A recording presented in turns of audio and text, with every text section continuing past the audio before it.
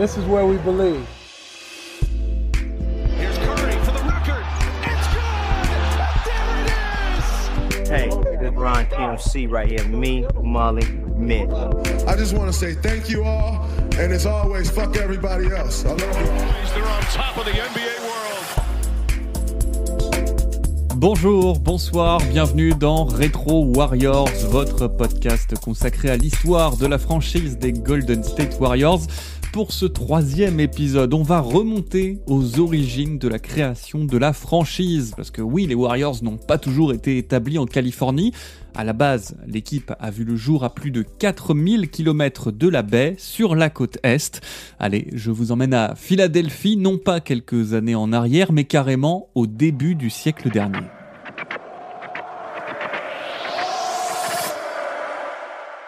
L'histoire des Warriors est intimement liée à celle de la NBA. On peut remonter jusqu'en 1917.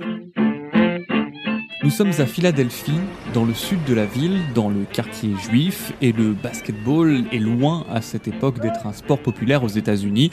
Il faut dire que l'on est seulement à peine 30 ans après l'invention du panier ballon par James Naismith.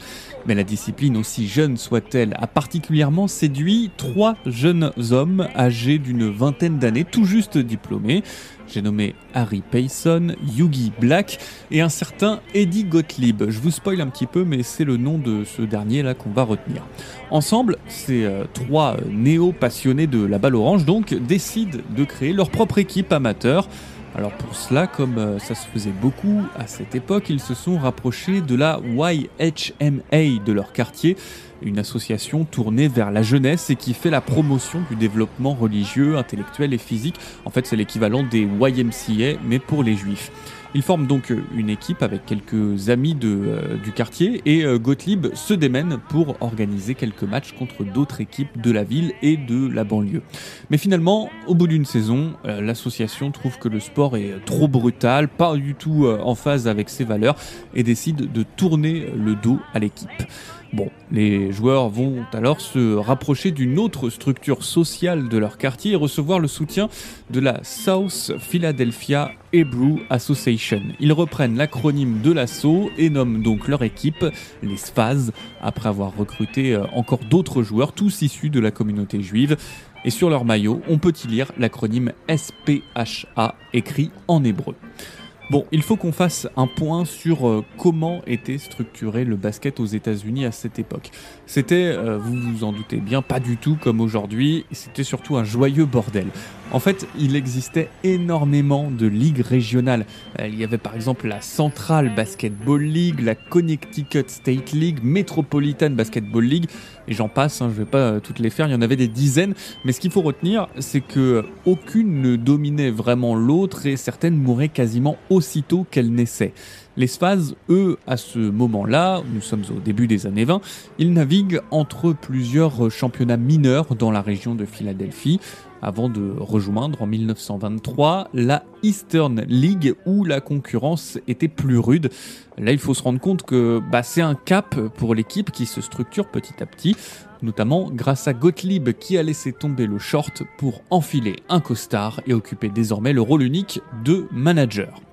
Bon, les Sphaz se structurent, mais il reste encore énormément de choses à faire. Par exemple, ils n'ont même pas de salle attitrée. Ils se font d'ailleurs appeler les Wandering Jews, les Juifs errants. Et il faudra attendre 1933, soit 10 ans plus tard, pour que le Broadwood Hotel de Philadelphie devienne leur maison. Et encore, ils organisaient les matchs dans la salle de bal, comme ça se faisait beaucoup à l'époque. En attendant, sportivement et même sans salle, donc, les Sphaz se débrouillent plutôt bien dans cette Eastern League, si bien que Gottlieb décide d'organiser des matchs contre des équipes d'un niveau encore supérieur qui évoluent, elles, en ABL, l'American Basketball League, qui est considérée en fait comme la première ligue professionnelle de basketball américain. 6 rencontres ont eu lieu, les Sphaz en ont gagné 5, pas mal quand même, c'est que l'équipe avait le niveau, et la saison suivante, en 1926, Gottlieb prend donc la décision de passer à la vitesse supérieure et d'intégrer cette ABL. Et c'est à ce moment que l'équipe change de nom et se fait désormais appeler les Philadelphia Warriors. Alors là, il faut qu'on fasse une pause. Pourquoi ce nom? D'où ça sort? Quelle est la référence? Calmez-vous, je vais tout vous expliquer. Bon, c'est difficile de trouver une source vraiment sûre, mais la théorie la plus probable raconte que ce nom faisait en fait référence aux guerriers natifs américains de cette région des États-Unis et qui étaient notamment établis à Philadelphie avant que les colons ne les chassent. C'est ce qui explique d'ailleurs la présence d'une référence à cette communauté sur les premiers logos de la franchise jusqu'en 1969. Et c'est pas vraiment que Gottlieb et ses amis partageaient des ancêtres communs avec ces natifs américains, mais c'est surtout qu'il était très commun en fait à l'époque de s'approprier cet imaginaire culturel dans le sport américain. On peut citer par exemple les Cleveland Indians dans le baseball, les Kansas City Chiefs en foot ou encore les Black Hawks de Chicago en hockey sur glace. Je vous laisse aller regarder, mais la liste est très longue des équipes qui ont vu le jour à cette époque et dont le surnom fait référence à cette communauté. En 1926, Gottlieb inscrit donc son équipe dans cette tradition. Tradition un peu raciste, disons les choses. Il suffit d'ailleurs de regarder de plus près le premier logo pour le voir. Un homme avec une plume sur la tête, un gros nez, des pieds nus et qui sourit bêtement en faisant rebondir un ballon. Le débat d'ailleurs revient régulièrement dans l'actualité. En 2020 par exemple, Carmelo Anthony s'était exprimé sur le sujet.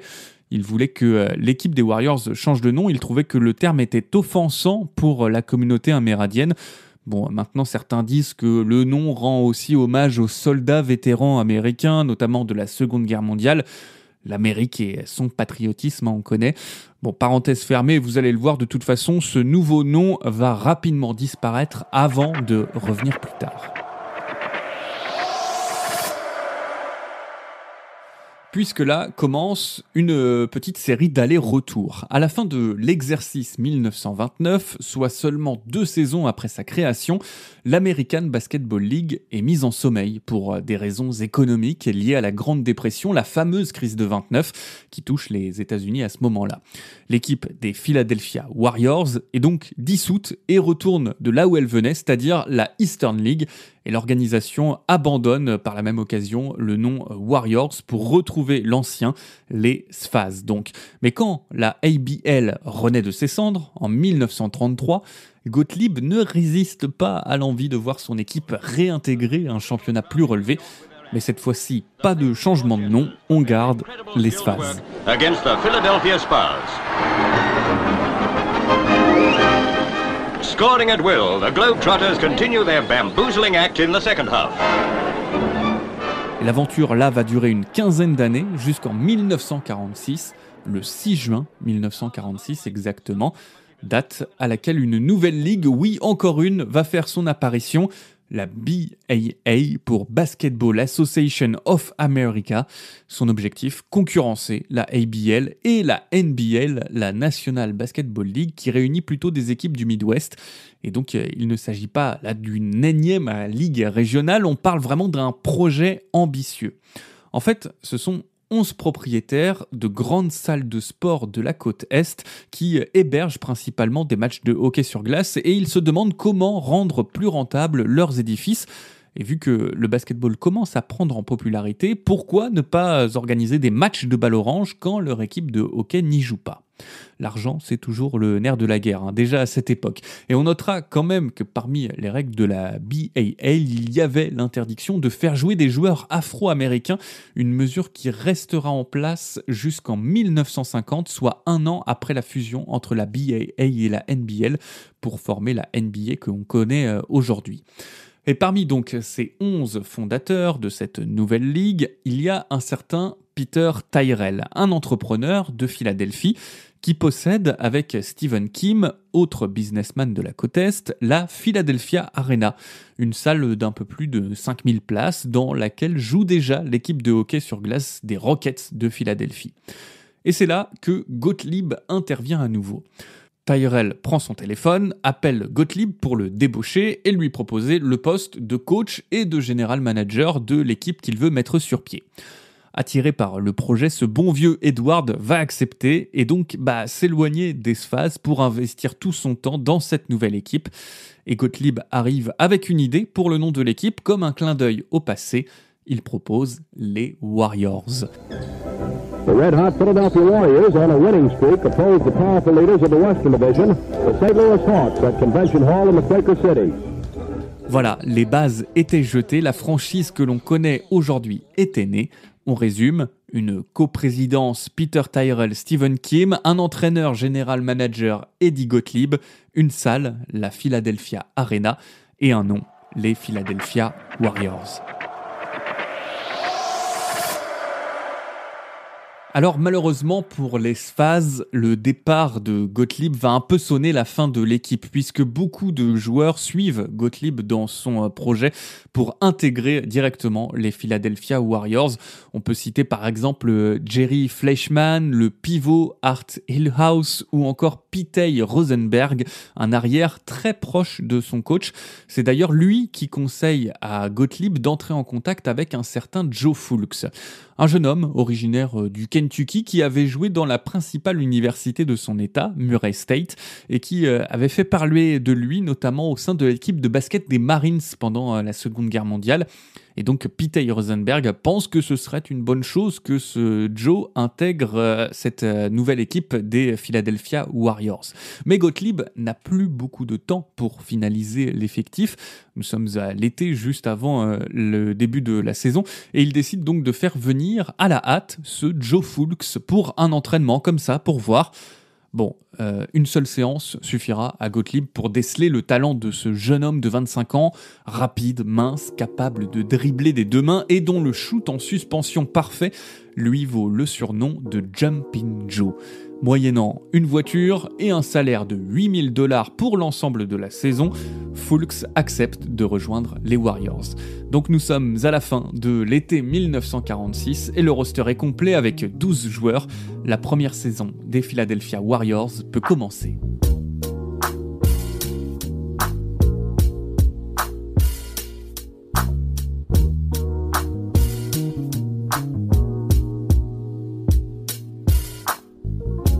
Et l'histoire ne pouvait pas mieux débuter. Au terme de 60 matchs de la saison régulière, les Warriors terminent deuxième de la conférence Est grâce à un Joe Fulks à 23 points de moyenne par match.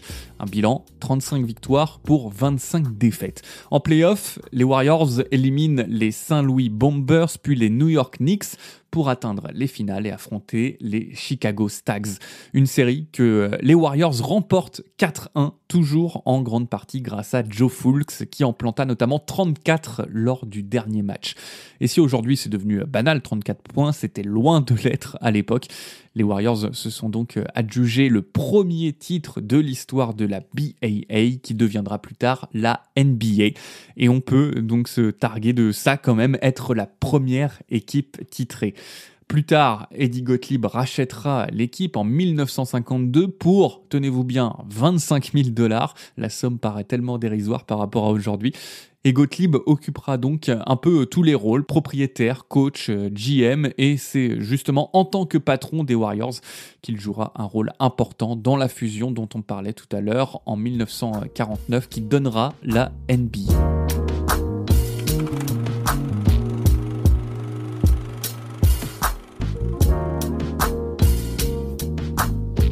Voilà donc comment a commencé l'aventure des Warriors. La suite, on la racontera évidemment au fil des prochains épisodes, mais ça me paraissait important de revenir un peu sur les fondations de l'équipe, savoir d'où elle venait, comment elle avait vu le jour, etc.